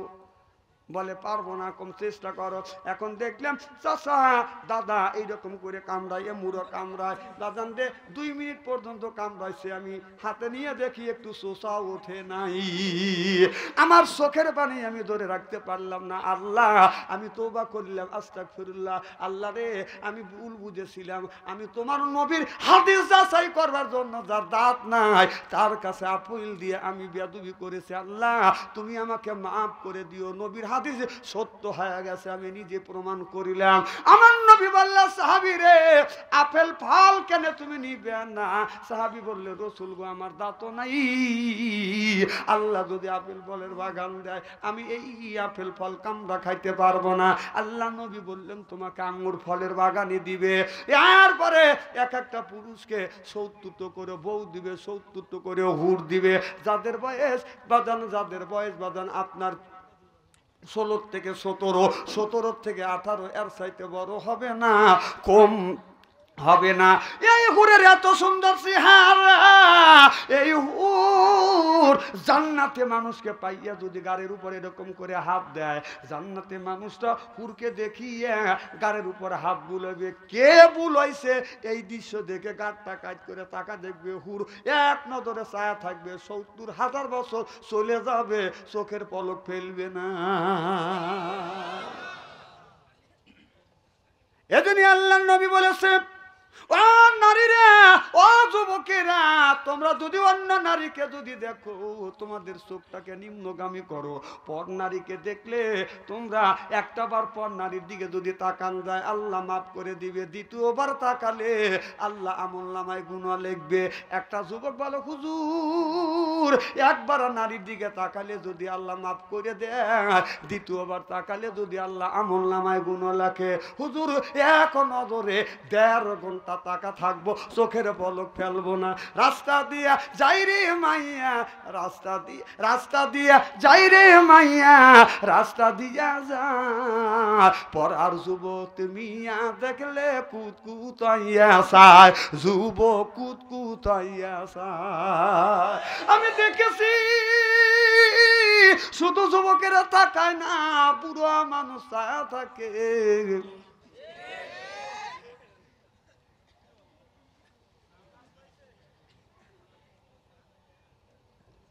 আমার ভাইয়ের আমার, নবী বললেন সাহাবীরে এক একটা পুরুষকে ৭০টা করে বউ দিবে। সুবহানাল্লাহ। আল্লাহ নবী বললেন, এবার সাহাবী বলে, ইয়া রাসূলুল্লাহ, ইয়া হাবিবাল্লাহ, ৭০টা করে বউ দিবে গো নবীজি, বুড়ো বয়সে এত বউ দিয়ে আমি কি করব? আল্লাহ নবী বললেন, তোমার নিতেই হবে। সাহাবী বললেন, নবী গো, আল্লাহ কি আমাকে জোর করে ৭০টা বউ দিবে? সাহাবী বলে, আমাকে কি ৭০টা বউ দিবে? আল্লাহ নবী বললেন, ৭০টা করে তোমার বউ নিতেই হবে। সাহাবী বলে, নবী গো, আল্লাহ যদি জোর করে ৭০টা বউ দেয়, তাদের হক আমি আদায় করতে পারবো না। ছায়া ছায়া দেখা ছাড়া তাদের হক আমি আদায় করতে পারবো না। আল্লাহ নবী বলেছে, এই জন্য তো আমি বলেছি বুড়া মানুষ জান্নাতে যাবে না। এই মানুষকে জান্নাতের মধ্যে যখন আল্লাহ দিবে, আল্লাহ ৬০ গজ লম্বা করবে, এই সিনাটা ৭ হাত প্রশস্ত করে দিবে। এরপরে আপনার ৩৩ বছর অথবা ২৩ বছরের যুবক বানাইয়া ওই আপনার হুরকে দিয়ে জান্নাতে চলে যাবে। হাত পারে ধরবে। সুবহানাল্লাহ, একটু জোরে কর। হুর যদি পেতে কাজ করা লাগবে ২টা। জোরে কোন কয়টা? আল্লাহ কোরআনের মধ্যে বলতেছে, ইন্নাল্লাযিনা আমানু, ইন্না মানে নিশ্চয়ই, আল্লাযিনা সিবা যাহারা, আল্লাযিনা সিবা যাহারা ঈমান আনা লাগবে ওই আল্লাহর উপরে, ওয়া আমিলুস সলিহাত, আর যারা নেক কাজ করবে, ১ নাম্বার ঈমান, ২ নাম্বার নেক কাজ করবে। আল্লাহ বলে, কানাত লাহুম জান্নাতুল ফিরদাউস নুজুলা। ওই মানুষটা যখন জান্নাতে যাবে, ৭০,০০০ হুর আসবে, হাত পায়ে ধরবে, জান্নাতি গান নৃত্য পরিবেশন করতে করতে জান্নাতে নিয়ে যাবে, আর বলবে, নাহুনুন খালিদাতু ফালানা দেদু ওয়া নাহুনুন নাইমাতু ফালানা বাসু। মারহাবা, একটু জোরে কর। এই গান নারী হোক আর পুরুষ হোক, গানটা যদি মুখস্থ করে রাখে, অনেক পুরুষ আছে বড় কাছে যা কয়, তোর দিয়ার সংসার চললো না, আমার আর একটা বিয়েই করা লাগবে। আছে না নাই? মা, আপনার স্বামী যদি এইটা বলে, মা এই গানটা আপনি মুখস্থ করেন, বিছানায় যখন শুবেন, স্বামী স্ত্রী এক বালিশে শুবেন, মুখোমুখি হয়ে আপনার চুলটা যেন স্বামীর মাথার নিচে পড়ে। সুবহানাল্লাহ, একটু জোরে কর। আর স্বামীর কানের কাছে মুখ লাগাইয়া ১ নাম্বার একটা বালিশে শোয়া লাগবে, ২ নাম্বার মুখোমুখি হয়ে শুইতে হবে। কথা বুঝতেছেন না? ২ নাম্বার মুখোমুখি হয়ে শুবেন, ৩ নাম্বার আপনার চুলটা স্বামীর বালিশে বিছিয়ে দিবেন। এরপরে স্বামী যখন ঘুমাইতে যাইবে, মা স্বামীর কানের সাথে মুখ লাগায় এই গানটা গাবেন, নাহুনুন খালিদাতু ফালানা দেদু ওয়া নাহুনুন নাইমাতু ফালানা বাসু। মারহাবা, একটু জোরে কর। এই গান ৪০ থেকে ৪১ দিন যদি আপনি শুনাইতে পারেন, আল্লাহর কসম করে বললেন, বুড়ো যখন বুড়ো হয়ে যাবে, কোনোদিন আপনার স্বামী আপনাকে রাখিয়া এই মনটা অন্য নারীকে বিয়ে করবার জন্য মনটা ছুটবে না। আবার পুরুষ মনে মনে চিন্তা করে, কিছু কিছু বউ তো আছে পাজি, যা যদি ডাক দেই, সালমার মা খবর নাই, ও সালমার মা উত্তর নাই, ও সালমার মা উত্তর দেয়, না না একই স্বামী ডাক দেয়, ব্যক্তি করে ওঠো। আছে না নাই? মারে তোমার স্বামী চৌহালি শহরে গেছে, টাঙ্গাইল শহরে গেছে, কাজে গেছে, ব্যবসায় গেছে, এরপরে চাকরিত গেছে, সাহেব কাজ ভুল হয়েছে, সাহেব গালি দিছে। স্বামী বাজারে গেছে, মারে আপনার স্বামী বাসায় আসছে, বাড়িতে আসছে, আপনি রান্না বাড়া করতেছেন, আপনার স্বামী বাড়িতে আসছে, সব কাজ আপনার জন্য হারাম। সুবহানাল্লাহ বললেন না? সব কাজ এখন হারাম, বন্ধ করে দেন। স্বামী ব্যবসার থেকে আসছে, বাজার থেকে আসছে, ব্যাগটা যা হাতে নেন, পোটলাটা হাতে নিয়ে স্বামীর মুখের দিকে তাকাইয়া আপনি মুচকি মুচকি হাসি দেন। মারে কোন স্ত্রী যদি বাহিরে, স্বামী যদি বাহিরের থেকে এসে, স্বামী যাইয়া, বিবি যাইয়া স্বামীর আপনার ডান হাত দিয়ে বাম হাত ধরবে, ধরিয়া স্বামীর মুখের দিকে তাকাইয়া মুচকি যদি হাসি দেয়, ওই স্বামীর ভিতরে যত দুঃখ বেদনা আছে, সাহেব গালি দিছে, বিবির মুখের হাসিতে সব দুঃখ নিবারণ হয়ে যাবে। বাড়িতে আসে দেখি বিবির মুখ,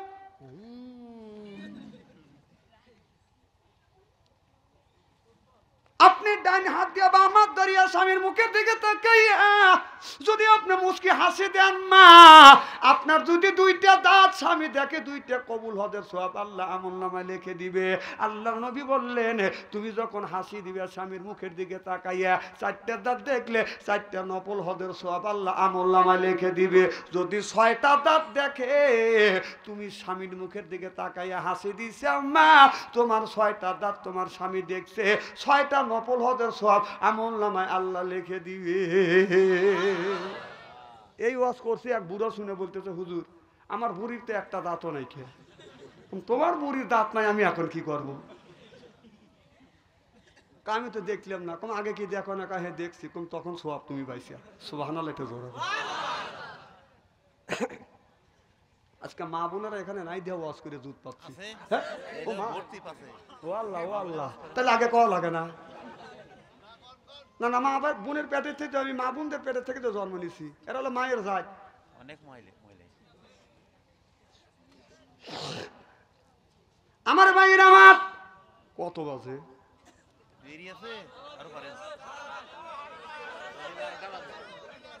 এটা 12টা বাজে ছাড়লো। আপনার আসাম তো ইনশাল্লাহ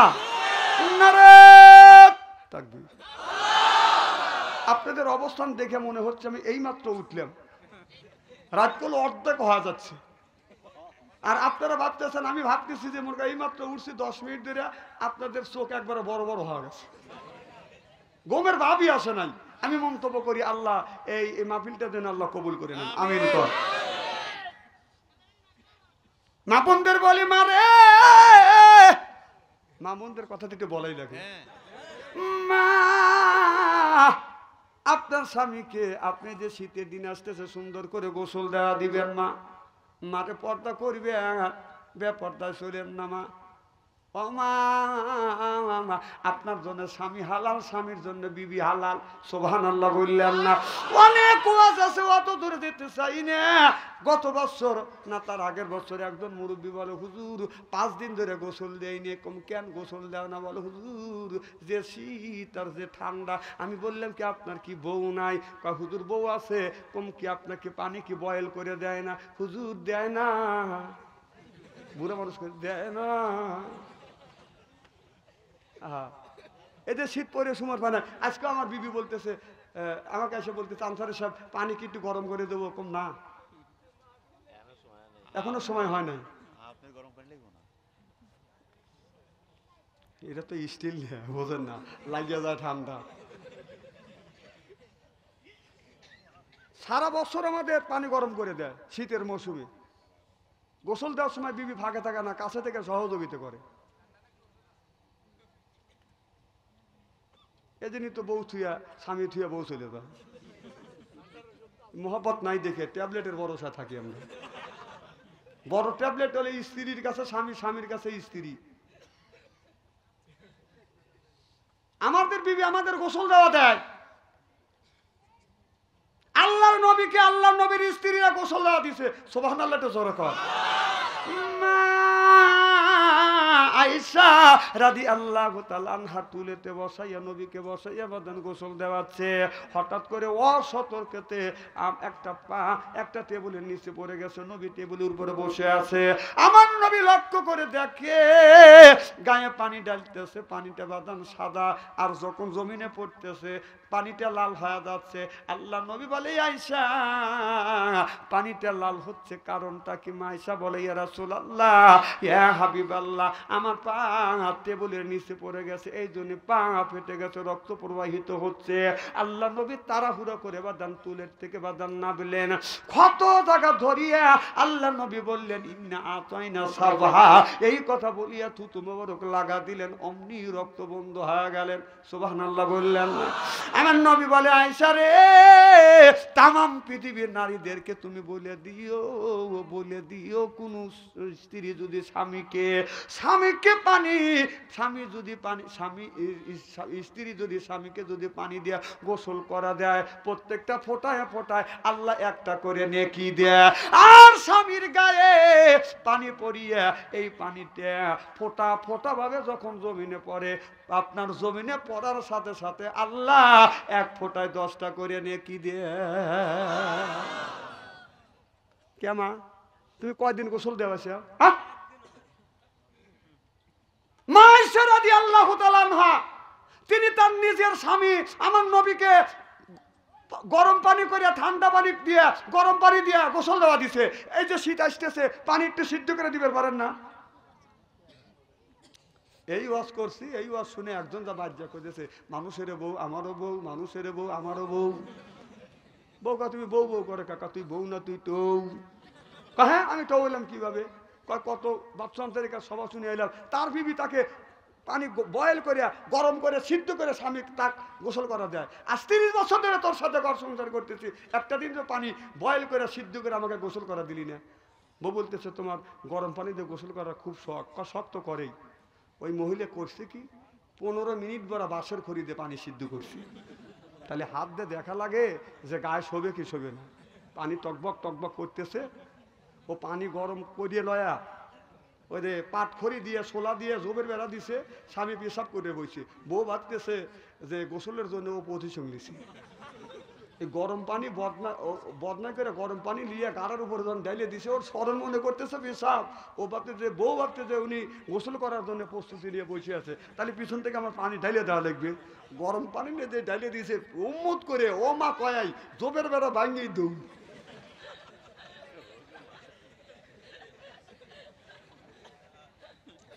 না না নেকি আছে,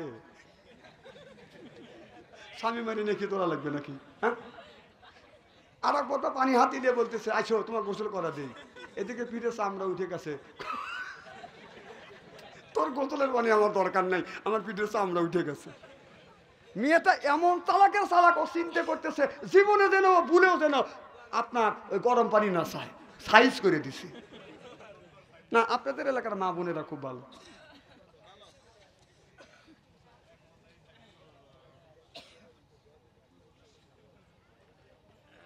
আমার মা বোনদের বলবো মারে স্বামীর মনে কষ্ট দিও না, স্বামীর মনে যদি কষ্ট দাও গো মা, স্বামীর মনে এতটুকু পর্যন্ত কষ্ট দিয়ে আল্লাহর জান্নাতে তুমি কোনোদিন যাইতে পারবে না। স্বামী হলো তোমার জলে হালাল, আর স্ত্রী হলো স্বামীর জলে হালাল।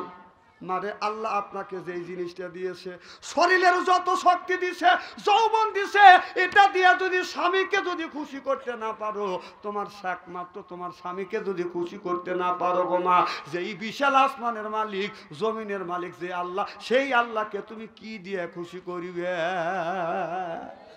সামান্য তোমার স্বামীকে খুশি করতে পারতেছো না, তোমার স্রষ্টাকে কি দিয়ে তুমি খুশি করবে?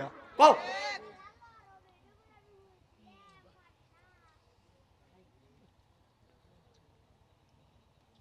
মা বোনদের বলবো মারে আমার নবী মা খাদিজার কাছে গেলেন। মা খাদিজার তুল কুবরার ঘরে দরজার পাশে বাদান দাঁড়াইছে রাত 12টার পরে। নবী যা ডাক দিছে, খাদিজা একটা ডাক দিছে, দরজা খুলে দিছে। সুবহানাল্লাহ। আর আমাদের গুণী দেখেন টান টান হওয়া শুয়ে রয়েছে, সব বলে এসে ফাঁকে গেছে না বাচ্চি। লুটিয়ে পুটিয়ে ঘুম পাড়তেছে। নবী বলে খাদিজা রে তুমি কি ঘুমাও না? মা খাদিজাতুল কুবরা বলে রাসূল গো আপনি দিনের দাওয়াতে বাইরে গেছেন আর আমি আপনার বিবি আরামে ঘুমাবো? না না আরামে ঘুমাই না, আমি দরজার সাথে পিঠ লাগাইয়া অপেক্ষা করি কখন জানি আমার স্বামী আমাকে খাদিজা বলে ডাক দিবে। ও নবীজি আপনার জবান থেকে খাদিজা ডাকটা শোনার জন্য গো নবীজি আমি ঘরের দরজার সাথে পিঠ লাগাইয়া দাঁড়াইয়া দাঁড়াইয়া অপেক্ষা করি। সিল্লা সিল্লা কর মারহাবা। আর আমার গুণী দেহান গা রসুলের স্ত্রীরা তারা থাকতেন দরজার সাথে পিঠ লাগাইয়া, আর আমাদের গুণী টান টান হওয়া শুয়ে থাকে। সব বর্গের সে ফাঁকে গেছে না বাচ্চি। রসুলের স্ত্রী আর আমাদের স্ত্রী নিয়ে সুযোগ পালে আমাদের স্ত্রী করে কতক্ষণ 14 গোষ্ঠী দুইয়া দেয়। আমার নবী বলে খাদিজা রে আইরে খাদিজা আমার বুকে মা খাদিজাতুল কুবরা বুকের সাথে মাথা যখন ঠেকাইলেন খাদিজাতুল কুবরা বলে ইয়া রাসূলুল্লাহ ইয়া হাবিবাল্লাহ ও নবীজি আপনার প্রেমে পড়িয়া আপনাকে ভালোবাসিয়া আমার সোনা জমি তালা তালুক অর্থ সম্পদ যা ছিল সব আপনার নামে কোরবানি করে দিলাম। দেখেন নবীর মুআজিজা ধন্য হলো বিবি খাদিজা। দেখে নবীর মুআজিজা ধন্য হলো বিবি খাদিজা। জীবন যৌবন করিলেন অর্পণ মাল দৌলত যা ছিল নবী চরণে সুপিয়া দিল বানাইল তাদের জীবনের আপন। আল্লাহ নবী গুণের নবী গো আপনি নবী আমার জীবনের জীবন। সুবহানাল্লাহ বললেন না? মা খাদিজা বললেন ইয়া রাসূলুল্লাহ আমার জান মাল দিয়ে আমি তোমাকে অনেক ভালোবাসি গো নবীজি, আপনার জন্য আমার জীবনটা কোরবান করে দিতে পারি। আমার নবী খাদিজা মাথার চুল ধরলেন, দরিয়া চুলে চুমা দিলেন। সুবহানাল্লাহ জোরে বলেন। আমরা আমাদের বিবির চুল ধরে কবে চুমা দিছি? আর আমাদের দেশের যুবক ছেলেরা টাচ মোবাইল নিয়ে মেয়েদের হাতে কথা বলতে বলতে লাভ ইউ কয়। কি কয়? হ্যাঁ একদিন কাছে আমি ওই যুবকের পিস লিখলাম দেখি কি কয়। কথা বলতে বলতে যাতে দেখে কয় তোমার কি সুন্দর চোখ, টানা টানা চোখ, কি সুন্দর ঠোঁট, ফুলের পাপড়ির মতো ঠোঁট, ওই ঠোঁট দিয়ে একটু কিস দেয়। মেয়েটা ওখান থেকে কিস দেয়, ও এইখান থেকে কয় আর একটা দেও আর একটা দেও, আজকে না কালকে।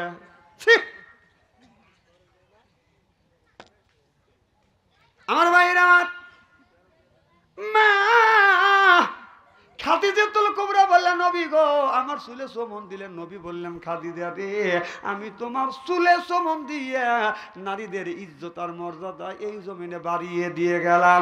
ও খাদিজা আমি নবী বলে গেলাম কেউ যদি চুল ধরে ধরে যদি বউ মারে আমি নবী বললাম এই হাত দিয়ে যদি কোনো ব্যক্তি যদি বউ মারে তার হাতের মোনাজাত দান খয়রাত আল্লাহর দরবারে কোনোদিন কবুল হবে না। যারা বউ মারিছেন যারা বউ মারছেন বড় বড় চোখ করে তাকাইছ কেউ না? মা বোনেরা শুনে বলতে আহারে এত সুন্দর সোনার মৌলবী কোনে আছিল হুজুর সব বোনের শেখার ভালো করে বুঝন চুল ধরে ধরে পেটে। মা বোনদের বলে মারে স্বামী যদি রাগের সময় মা তোমার গায়ে যদি আঘাত করে থাকে গো মা স্বামী তোমাকে মারছে ওই জায়গাটা চিহ্ন করে রাখো মা। স্বামীর হাতের ছোঁয়া তোমার শরীরে যেই জায়গা লাগছে দোজখের আগুনে ওই জায়গা কোনোদিন পুড়বে না। মা বোনেরা এখন বলতেছে না আমারে ভালোই করছি। তাহলে স্বামীর কি রহমতের হাত, কি বরকতের হাত, সুদ খাওয়া হাত, ঘুষ খাওয়া হাত, বিড়ি খাওয়া হাত আর কব না না কয় আমি গালি শুনি। আল্লাহ নবী বললেন ও নারী রে আপনারা কি ঘুমাইছেন নাকি?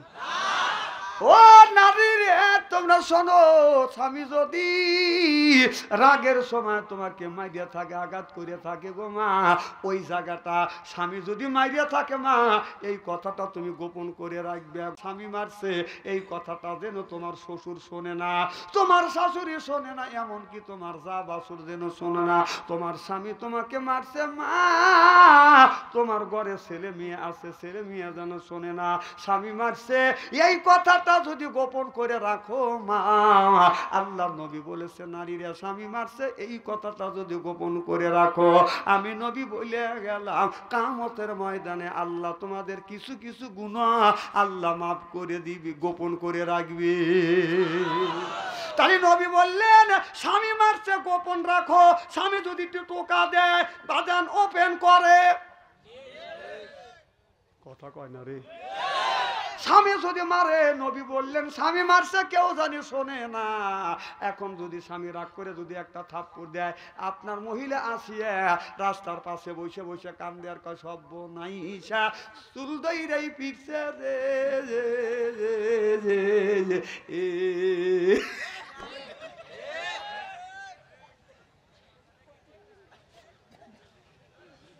কথাটাকে পুরোটাই গো অবস্থা বললাম নাকি? এত বুঝছে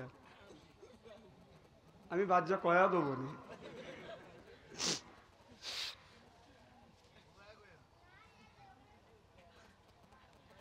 আর ঘন্টাখানি ভাড়া দেয় কি কন আসান তো নারে তাকবীর। আল কোরআনের আলো, এই আল হাদিসের আলো, ও নারে তাকবীর।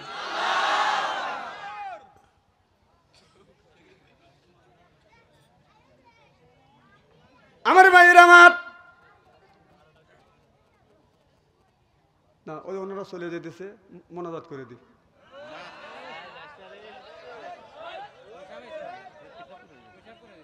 আচ্ছা আচ্ছা আমার ভাইয়ের আমার, হ্যাঁ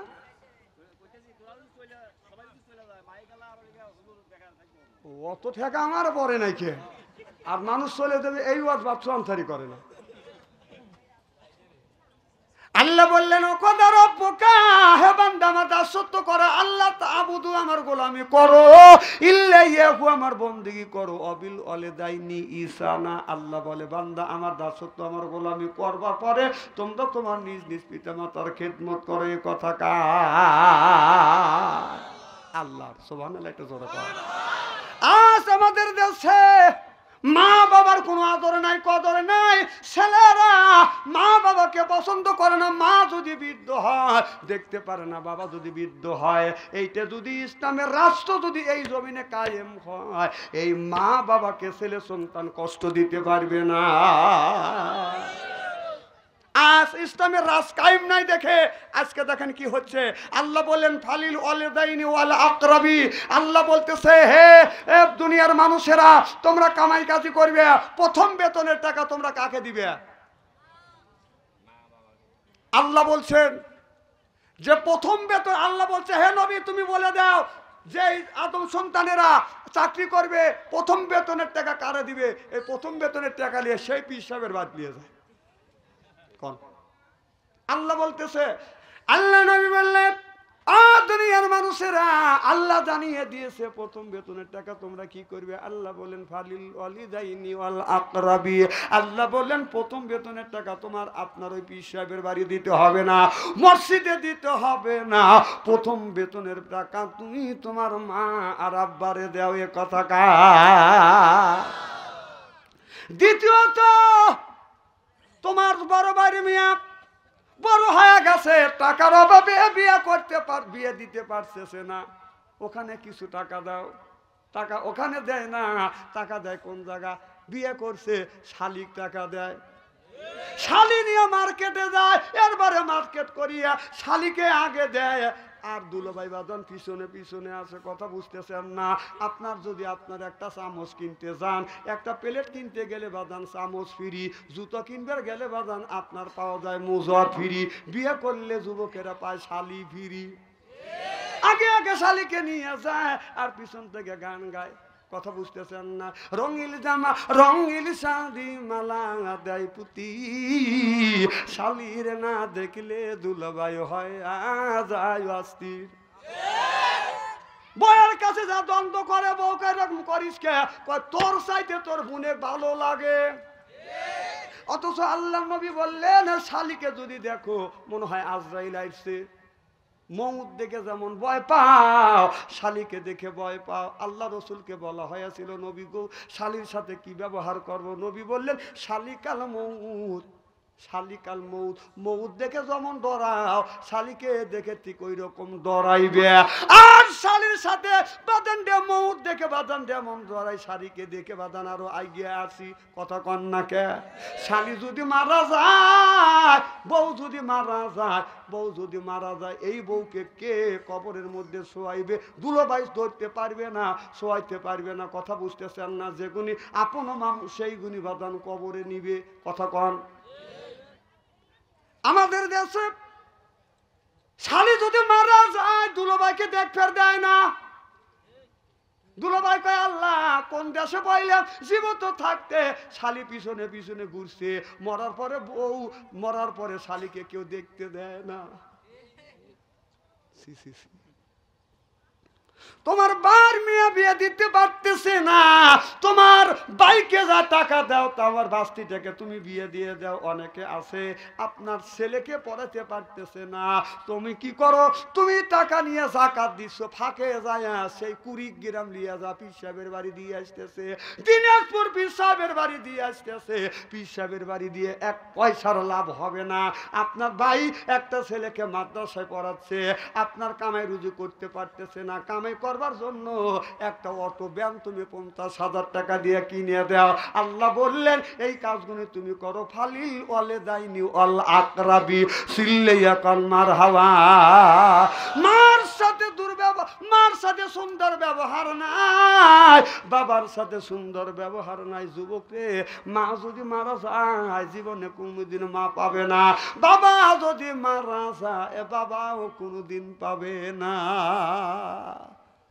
একজন বলে হুজুর মা মারা গেলে মা পাওয়া যায়, বাবা মারা গেলে বাবা পাওয়া যায়, ভাই মারা গেলে ভাই পাওয়া যায়, বউ মারা গেলে বউ পাওয়া যায় না। আমি বললাম কও কি তুমি? আমরা পড়লাম কি আর তুমি বুঝাও কি? বলে হুজুর মা যদি মারা যায়, অনেক মানুষ এসে বলে বাবা কান্দিস না, তোর মা নাই, মারা গেছে, তাতে কি হয়েছে? আজকের থেকে আমি তোর মা। কথা বলছে না রে বাবা। যদি মারা যায়, যদি কান্দি, আর একজন বলে বাইরে কান্দিস না, সান্ত্বনা দে, বাবা মারা গেছে, তাতে কি হয়েছে? চাচা এসে বলে আমি তোমার বাবা। আর বউ যদি মারা যায়, কেউ কোনো মহিলা এসে বলে না বউ মারা গেছে, তাতে কি হয়েছে? আজকের থেকে আমি তোমার বউ হইলাম। একটা ঠেকা ভালাইছে আমার।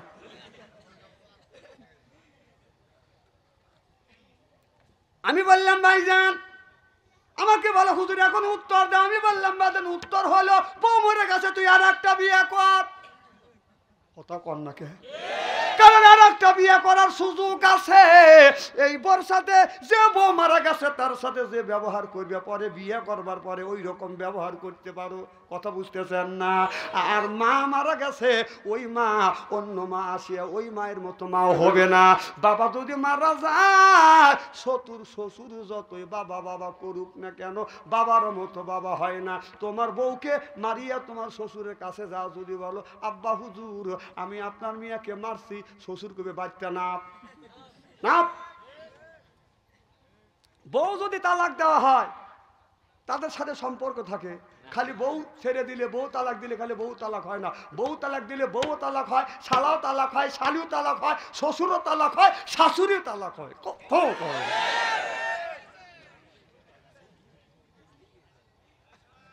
অঠিক কথা একটা বলছি নাকি? খাপের খাপে মিলিয়ে এলেন।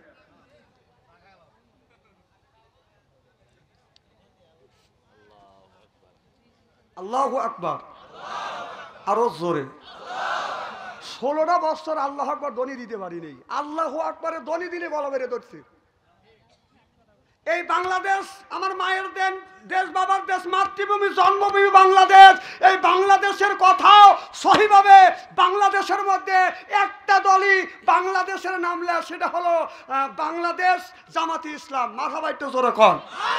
আর বাংলাদেশের যতগুলি দল আছে, বিএনপিও তাও বলে বাংলাদেশ বিএনপি।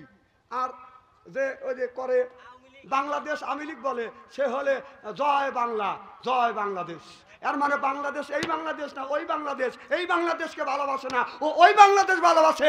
ওদের নেতা নেত্রী কোনোদিনও বলে না বাংলাদেশ জয় বাংলা, বাংলাদেশ বলে না বাংলাদেশ জয় আওয়ামী লীগ, জয় বাংলা। মানে এই বাংলা না, ওই বাংলা, কথা কয় না। দেখেন একটা নেতা নেত্রী কোনোদিন এই বাংলাদেশের নাম লেয় নাকি? খালি বাংলা। বাংলা মানে এই বাংলার ওই বাংলা, এই বাংলা, এটা হলো বাংলাদেশ, কথা কয় না। তাহলে সে দেশকে অস্বীকার করে, ও হলো দেশের জারক মানুষ, কথা কয় না। তুই দেশকে অস্বীকার করিস, বাংলাদেশকে অস্বীকার করিস, খালি কয় বাংলা, তাহলে এই বাংলা না, ওটা ওই বাংলা। মগজের মধ্যে লেও। আর এমন একটা দল করিস তোরা,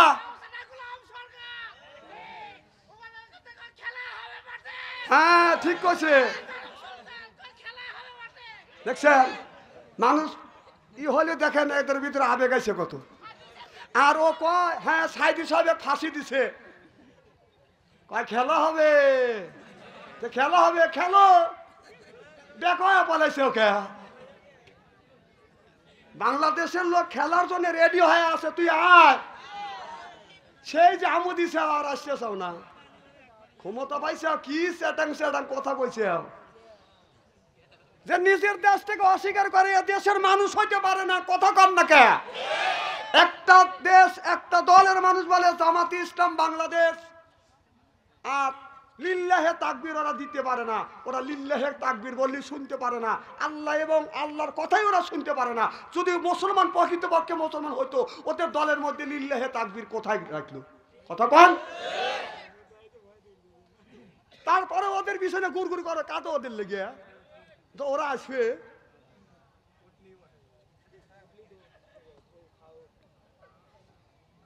আমাদের জন্মই হলো আল্লাহু আকবার দিয়ে, আল্লাহু আকবার বলেন। আমরা যখন জন্ম নিয়েছি আমাদের ডান কানে আজান শুনেছে, আজানের প্রথম ধ্বনি কি? জোরে বলুন। বাম কানে ইকামত শুনেছে, ইকামতের প্রথম ধ্বনি কি? আমাদের শেষ নামাজ, জানাজার নামাজ পড়ানোর সময় আমরা কি বলি? আল্লাহু আকবার। তাহলে আমার জন্ম থেকে মৃত্যু পর্যন্ত আল্লাহু আকবার। সেই দেশে লিল্লাহে তাকবীর আল্লাহু আকবার কেন তোমরা বলতে দিলে না? তাহলে বোঝা যাচ্ছে তোমরা ইসলামকে ভালোবাসো না, তোমরা ভালোবাসো মামুর বাড়ি ভারতকে। কত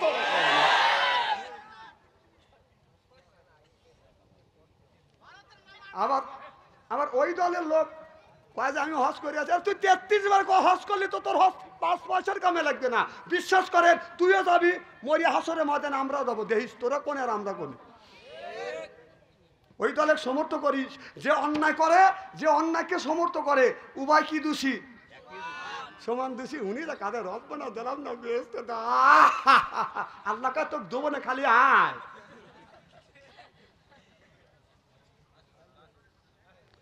আজ বাংলাদেশের ইসলামী দল যেগুলি আছে, চরমুনের পীর সাহেব হেফাজত, জামাতে ইসলাম, যতগুলি দল আছে প্রত্যেকটা দলের মানুষ ইসলামকে বিজয় করার জন্য ঐক্য হয়ে গেছে। সামনে আমরা তাকিয়ে দেখছি, যদি এই 4টা দল যদি ঐক্য হয়, তাহলে সামনে দেখবো কোরআন দিয়ে রাষ্ট্র পরিচালনা হবে।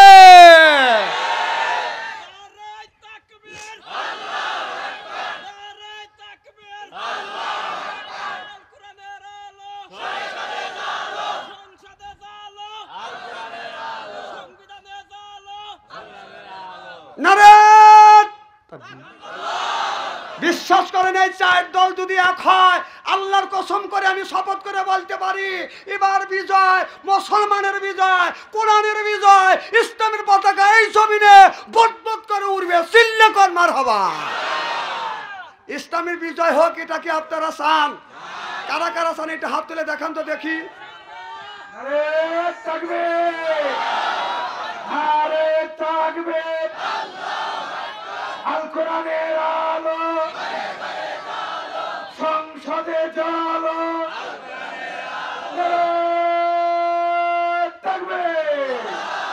নামান।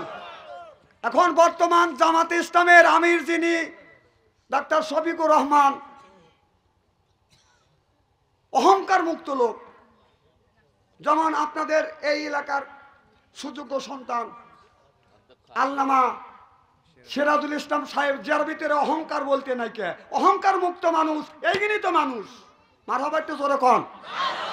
যাদের অহংকার নাই এরাই তো চিন্তাওয়ালি হয়। আল্লামা শফি এইরকম একজন চিন্তাওয়ালি, যার ভিতরে অহংকার নাই, রাস্তাতে হাঁটে যায়, কোনো পাহারাদারের দরকার পড়ে না। আর ওবায়দুল কাদের হাঁটে গেছে, পুলিশ থাকছে, র্যাব থাকছে, চিন্তা কোথায় একা একা যদি যায়, কে কোনটা জানে মানে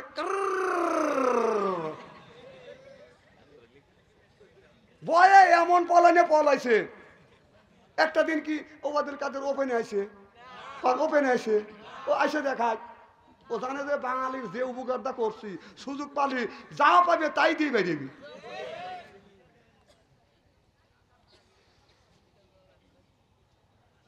যারা ইসলামী আন্দোলন করে, যারা ইসলামী দল করে, বাংলাদেশের যতগুলি দল দেখছেন, জামাত দেখেন, আওয়ামী লীগ দেখেন, বিএনপি দেখেন, এরপরে আপনার জাতীয় বেঈমান দেখেন। জাতীয় বেঈমান বোঝেন তো, সেটা হলো জাতীয় পার্টির লোক। কথা কন, এর চাইতে জাতীয় বেঈমান আল্লাহর জমিনে হয় না। প্রত্যেকটা দলের গ্রুপিং আছে, গ্রুপ আছে না নাই? আওয়ামী লীগের 3 গ্রুপ, বিএনপির 6 গ্রুপ, জাতীয় পার্টির 50 গ্রুপ, জামাতে ইসলামের একটা গ্রুপ দেখান, একটা গ্রুপ দেখান। এই যতগুলি দল আছে প্রত্যেকটা দলের সন্ত্রাসী 2-4টে খুঁজে পেবেন। জামাত ইসলামের একটা সন্ত্রাসী দেখান, একটা সন্ত্রাসী দেখান, একটা সন্ত্রাসী দেখাতে পারবেন না। তাহলে আপনারা সমর্থন করবেন কার? যে ভালো মানুষ তাকে সমর্থন করব না, যারা সন্ত্রাসী করে, যারা মানুষের হক লুটে বুটে খায়, তাদের সমর্থন করব। বিবেকটা আপনাদের কাছে দিয়ে গেলাম। আল্লাহ তো এই বিবেকের কথা কোরআনের মধ্যে বলছে, আল্লাহ মাহুল বায়া। বাম শব্দের অর্থ হলো জ্ঞান, বাম শব্দের অর্থ হলো বিবেচনা, বাম শব্দের অর্থ হলো চেতনা, বাম শব্দের হলো বুদ্ধি বিবেচনা, বাম শব্দের অর্থ হলো মেগা। চিল্লায়া কন মারহাবা। মুসা আলাইহিস সালাম বলে, আল্লাহ তুমি তোমার বান্দার কি পছন্দ করো? আল্লাহ বলে, আমি পছন্দ করি আমার বান্দার গায়ের রক্ত। মুসা নবী বলে, আল্লাহ কতটুক পর্যন্ত রক্ত দিলে তুমি বান্দার বন্ধু হইবে? আল্লাহ বলে, মুসা রে, মুসা নামে একটা প্রাণী আছে, এই পানিটা যতটুকু রক্ত খায় তার 4 ভাগের 1 ভাগ রক্ত যদি কোনো মানুষ আল্লাহর রাস্তায় দেয়, আল্লাহ বলে আমার রাস্তায় যদি দেয়, আমি আল্লাহ বান্দার বন্ধু হব। তাহলে একটু রক্ত দিলে আল্লাহ যদি আমাদের বন্ধু হয়, সেই রক্ত দেওয়ার জন্য রাজি। কারা কারা রাজি? আমি তাকবীর দেব, হাত তুলে দেখান, নারায়ে তাকবীর। 2 হাত টান করেন, টান করেন। রাজি, রাজি, রাজি, ইনশাআল্লাহ। হাত নামান। ভাই একটা চাকু আর প্লেট নিয়েছেন মেম্বার ভাই, আপনি চাকু প্লেট আনেন নাই না? এরা তো রক্ত দিতে চাইছে, দাঁড়ান আগে যায় না, দেখ মেম্বার রেডি হয়ে গেছে চাকু আনার লেগে আর প্লেট আনার লেগে। কারণ আপনারা 1000 লোক আর আমি একা, আমি আসবো না, আপনারা আসবেন। রক্ত দেওয়ার জন্য রাজি হয়েছেন। ওয়াদা দিলে, ওয়াদা যদি পুরো না করে তারা মুনাফিক। মুসা নবী বলে, আল্লাহ রে, তোমার বান্দা যদি রক্ত দেয়, রক্ত ক্ষয় অবস্থায় মারা যাবে, আল্লাহ তুমি স্যাক্রিফাইস করো। আল্লাহ বললেন, মুসা রে, আমি স্যাক্রিফাইস করলাম, আমার বান্দার রক্ত দেওয়া লাগবে না। রক্ত গামানো, পরিশ্রম করা, উপার্জন করা কিছু টাকা পয়সা বান্দা যদি আমার রাস্তায় কোরবান করে, আমি আল্লাহ তার বন্ধু হয়ে যাব। তাহলে রক্ত দেওয়ার জন্য রাজি হয়েছে। আর সর্বপ্রথম একজনের কাছে আমি বলবো, বাদান 5,000 টাকা দেন। একজন বলে 10,000 টাকা, আর 1,000 করে বাদান 10 জন ব্যক্তির কাছে বাদান 10,000 টাকা চাই। এই মাদ্রাসা তৈরি করবার জন্য, এটা নবীর ঘর। একজন ব্যক্তি বলে, হুজুর 1,000 টাকা দিলাম, একজন বলে 5,000, একজন বলে 10,000 টাকা দিলাম। 100, 200, 500 যে যা পারেন, শূন্য হাতে কেউ যাবেন না। আমি একজন খাস করে দোয়া করব। মা হারা ইয়েতিম মানুষ, বাবা হারা ইয়েতিম মানুষ। ও বাদান একজন ব্যক্তি বলেন, কে দিবেন? 10টা মিনিট টাইম দিলাম, তারপরে ওয়াজ করবো, খুব তাড়াতাড়ি আসবেন। একটা লোক যাবেন না, না দিয়ে জানি যাবেন না। কি নাম? হ্যাঁ, আল্লাহ বুদ্ধু মাঝি। এই নৌকার মাঝি আজকে বলে আমার পার করে দিয়ে আসা লাগবে না। আচ্ছা বৌদ্ধ মাঝি ভাই 500 টাকা জোরকান মার হাবা নারাই তাকবীর দানবীর বুদ্ধ ভাই 500 টাকা জোরকান মার হাবা। আল্লাহ বুদ্ধ ভাই 500 টাকা দান করছে, আল্লাহ বুদ্ধ ভাইয়ের দান তুমি কবুল করে না, বুদ্ধ ভাইয়ের মনের আশা পুরো করে।